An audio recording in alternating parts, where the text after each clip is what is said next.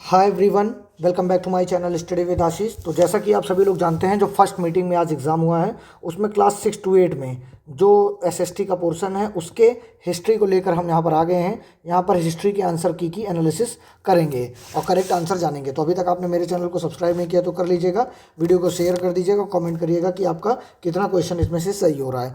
तो देखिए, सबसे पहला क्वेश्चन जो है, इंग्लिश में भी मैंने आंसर लगा दिया है लेकिन हिंदी में मैं आपको करके दिखाता हूँ। The Renaissance in Italy took renewed interest, Hindi में ही पढ़ लेते हैं इसको, क्योंकि बहुत सारे कैंडिडेट ये कहेंगे कि हिंदी में, क्योंकि हिंदी में थोड़ा सही नहीं था इसलिए उसको इंग्लिश में भी लाया गया। इटली में पुनर्जागरण किस भाषा एवं साहित्य में जागृत किया था? तो यहाँ पर देखिए, लैटिन और ग्रीक, ऑप्शन नंबर ए यहाँ पर सही होगा। नेक्स्ट क्वेश्चन की तरफ हम बढ़ते हैं। यहाँ पर क्वेश्चन नंबर 17 की तरफ। तो यहाँ पर 17वीं 18वीं शताब्दी की फ्रांस की सामाजिक संरचना विभक्त थी, तो 3 स्टेट में विभक्त थी, ठीक है ना। बाकी नेक्स्ट पर चलते हैं हम। प्रथम विश्व युद्ध के पश्चात हस्ताक्षरित वर्साय की संधि ने जर्मनी को तबाह कर दिया क्योंकि, उपयुक्त में से सभी होगा यहाँ पर आंसर।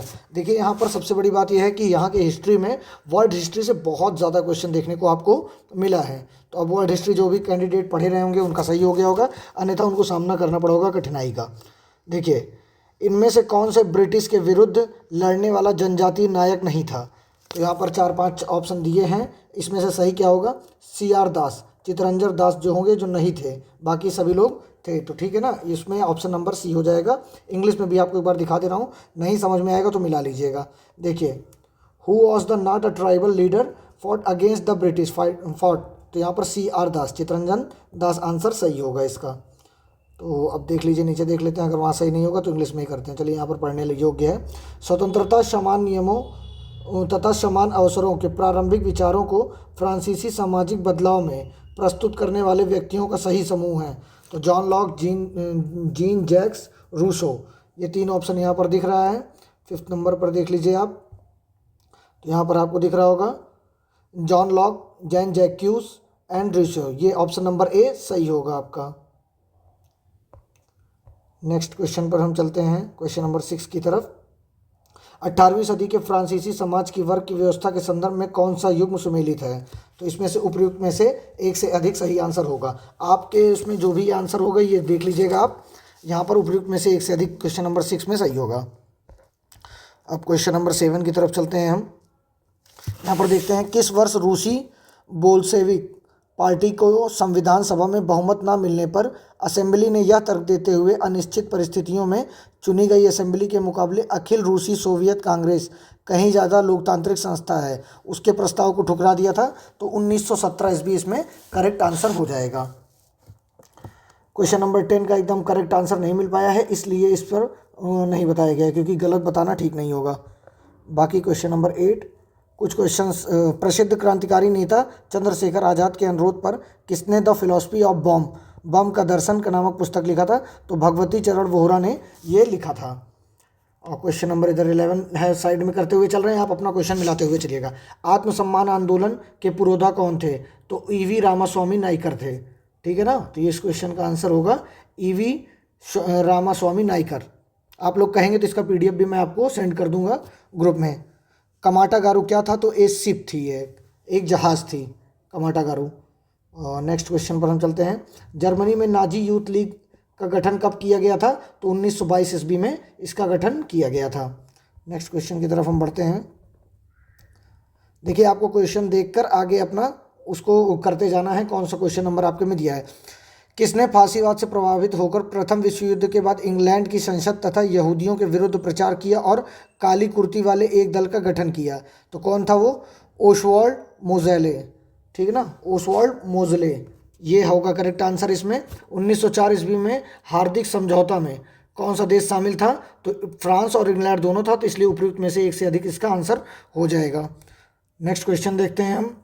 फ्रांस के इतिहास में प्रथम बार एक सोशलिस्ट नेता लियो ब्लूम को प्रधानमंत्री बनने का सौभाग्य प्राप्त हुआ, किंतु शीघ्र ही उन्हें त्यागपत्र देना पड़ा, क्योंकि यहाँ पर सारे ऑप्शंस होंगे, मतलब एक ऑप्शन से ज़्यादा होगा इसमें, उपयुक्त में से एक से अधिक। 1815 वियना संधि के दौरान कौन सा देश शामिल नहीं था? तो पोलैंड ऐसा देश था जो नहीं शामिल हुआ था। नेक्स्ट क्वेश्चन हम देख लेते हैं। यूरोपीय राष्ट्रवादी आंदोलन के दौरान प्रतीकात्मक शब्दावली का कौन सा युग्म सही था? तो इसमें तीनों ऑप्शन सही होगा, ए बी सी। तो उपयुक्त में से एक से अधिक इसका आंसर हो जाएगा। नेक्स्ट क्वेश्चन हम देख लेते हैं। जर्मनी के एकीकरण के बाद बिस्मार्क ने रक्त और लौ की नीति की परित्याग करके कौन सी नीति अपनाई? तो उसने शांति एवं निर्माण की नीति अपनाई थी। यह यहाँ पर करेक्ट आंसर हो जाएगा। अब नेक्स्ट क्वेश्चन की तरफ हम चलते हैं।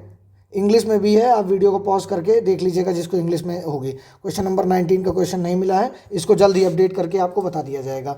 स्टालिनग्राद की लड़ाई किसके मध्य हुई थी? तो बुल्गारिया और जर्मनी के मध्य हुई थी। यहाँ पर एक चीज़ और मैं बता दूँ आपको, तो इसका ऑप्शन नंबर बी सही हो जाएगा, स्टालिनग्राद में। तो ये एक चीज़ जो बताना था कि जो क्वेश्चन नहीं मिल रहे हैं उसको मैं कुछ समय बाद क्वेश्चन नंबर लिख के वहाँ पर अपने टेलीग्राम ग्रुप पर अपडेट कर दूंगा।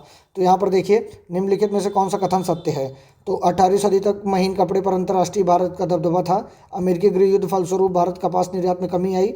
मतलब ये क्वेश्चन देख लीजिएगा, इस क्वेश्चन का आंसर होगा उपयुक्त में से एक से अधिक। यहाँ पर देखते हैं हम, बेला चमेली क्रांति का संबंध किस देश से नहीं है? तो उपयुक्त में से कोई नहीं, इसका आंसर होगा ट्यूनीशिया में हुआ था। ये जो क्रांति हुई थी बेला और चमेली की, ये ट्यूनीशिया में हुई थी। रोम चलो का नारा किसने दिया था? तो मुसोलिनी ने दिया था इसका रोम चलो का नारा। संयुक्त राष्ट्र संघ के संस्थापक सदस्य देशों की संख्या कितनी थी? तो 51, 50 देश प्लस 51 टोटल थे। 50 पे बहुत सारे लोग लगा दिए होंगे।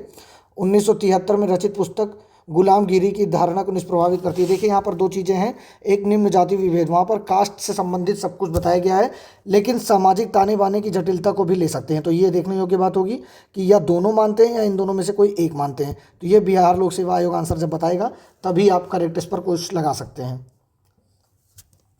नेक्स्ट क्वेश्चन चलते हैं। देखिए पूरे इंग्लिश पे आंसर लगे हुए हैं, जिनको इंग्लिश में देखना होगा वो ज़रूर देख लेंगे।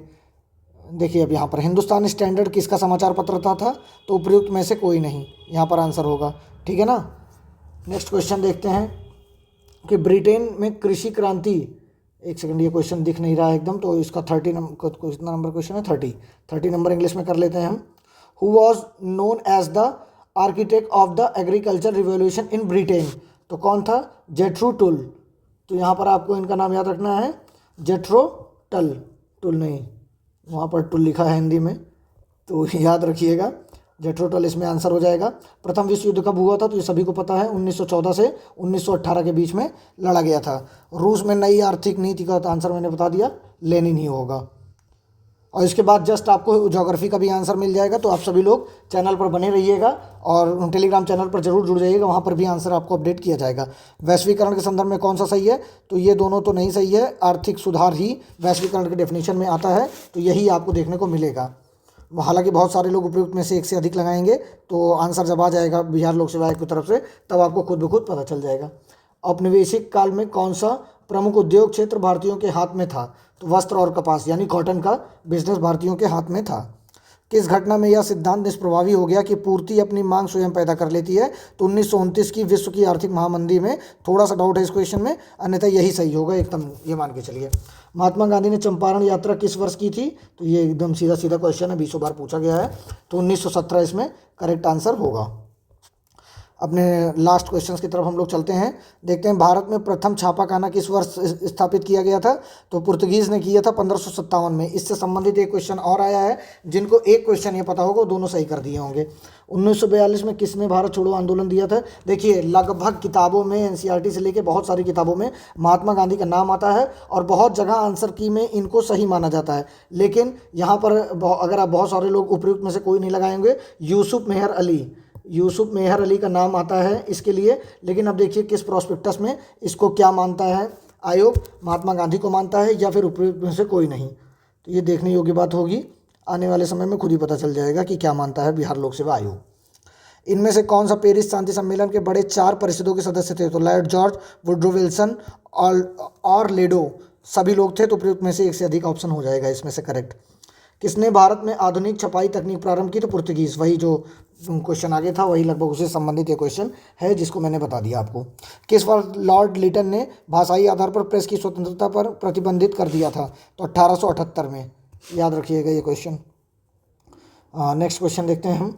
जलियांवाला बाग नृशंस हत्याकांड किस दिन हुआ था? तो बैसाखी के दिन हुआ था। और जलियांवाला बाग नरसंहार की जांच हेतु गठित border inquiry committee, Hunter committee, इसके एक हिंदी में नाम दे देते हैं, इनका इंक्वायरी लिखा है यहाँ पर। हंटर कमेटी में किस भारतीय को स्थान मिला था? तो इसमें तीनों लोग को मिला था स्थान, उपयुक्त में से एक से अधिक इसका आंसर होगा। तो ये आपके हिस्ट्री के क्वेश्चंस हो गए। जस्ट इसके बाद आपको ज्योग्राफी के भी मिल जाएंगे 40 मार्क्स के, उसके बाद आपको पॉलिटिकल साइंस के भी देने का पूरा प्रयास करूंगा। तो अभी तक आपने मेरे चैनल को सब्सक्राइब नहीं है तो कर लीजिएगा, वीडियो को लाइक शेयर कमेंट करके टेलीग्राम चैनल पर जुड़ जाइएगा। Thank you so much.